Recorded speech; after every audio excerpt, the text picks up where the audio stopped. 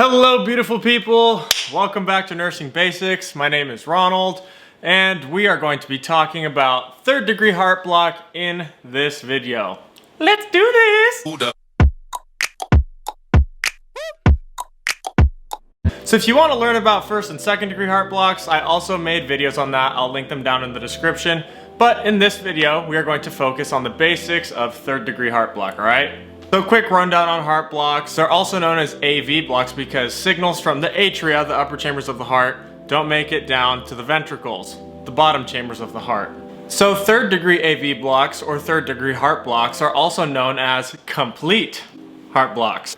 So let's break that down. We know that heart blocks involve the AV node. So when you're in a complete heart block, that means all of the signals in the AV node are being blocked. It means that none of the signals from up here, the atria, are making it down to the ventricles, down here. Now when this happens, there is a complete dissociation between the atria and the ventricles. Now what that means is that the atrial rate and the ventricular rate don't match up. It's kind of like a poor relationship and they're both like, nah dude, I don't care about you, I'm gonna do my own thing. AKA they really don't care about one another and they're not functioning together. Now this type of relationship, as I'm sure many of you know, can become toxic and relationships like that don't work. So same with the atria and the ventricles. If this keeps up, it could lead to ventricular failure and lethal rhythms such as ventricular fibrillation and asystole, aka your heart's not pumping the way it should, or it's not pumping at all, to be honest with you. You can see the importance of having a good, healthy relationship in life, right? Well,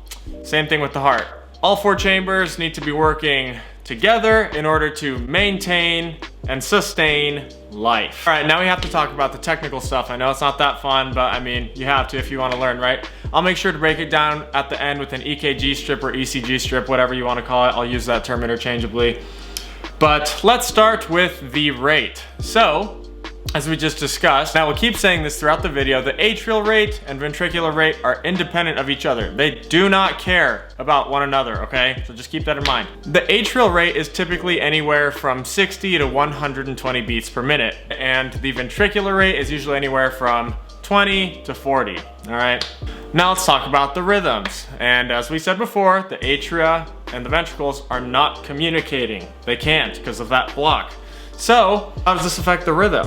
Well, both of the atria and the ventricles have a regular rhythm. And all that means is that on an EKG strip, the distance from one P wave to the next P wave is going to be equal all throughout the EKG. Same with the ventricles. That just means the distance from one R to the next R is going to be equidistant all throughout the EKG strip. And just a refresher, the P wave on an EKG represents the depolarization or contraction of the atria. It's that little tiny first wave. Boop, boop. And the QRS complex represents the ventricles. That's the big. Another cool little hint that I use to remember third degree, or at least identify on an EKG, is this. It's a little saying. If the Q's and P's don't agree, then you have a third degree. Well, we just learned that the rate is higher for the atria and that the P wave correlates with the atrial contraction. So therefore, you're going to see more P waves on an EKG than you will QRS complexes.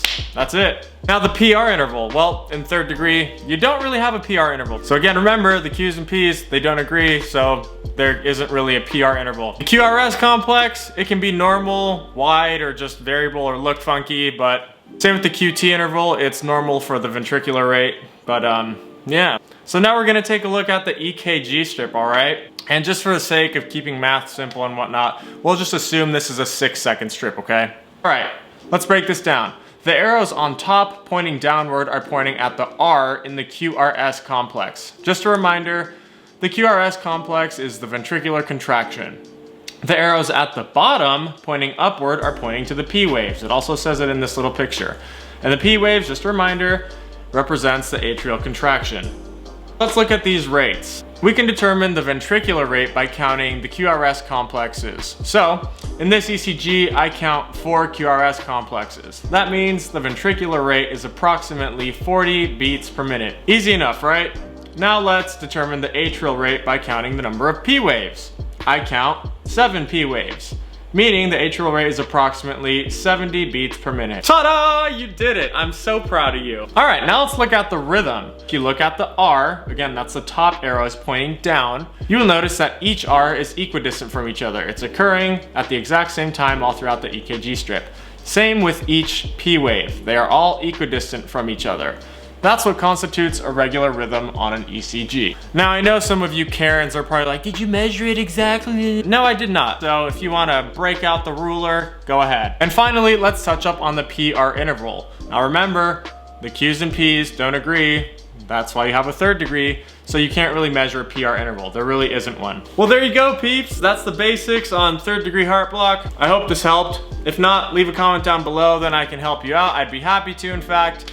And then I can provide you with more resources. Hopefully they can explain it better than I did. But yeah, that's the basics on third degree. Don't forget the basics of life. Be kind and do good, peeps. Peace out.